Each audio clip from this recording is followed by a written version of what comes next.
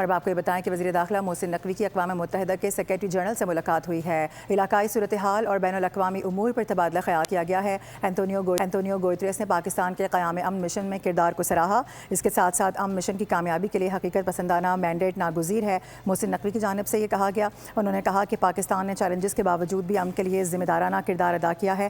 Antonio گوئتریس کا امن mission میں پاکستان کے طویل المدتی تعاون پر شکریہ بھی سامنے آیا۔ آپ کو بتا دیں کہ وزیر داخلہ محسن نقوی کی اقوام متحدہ کے سیکریٹری جنرل اینٹونیو گوئتریس سے یہ ملاقات ہوئی ہے اور علاقائی صورتحال اور بین الاقوامی امور پر اس ملاقات میں تبادلہ خیال کیا گیا ہے۔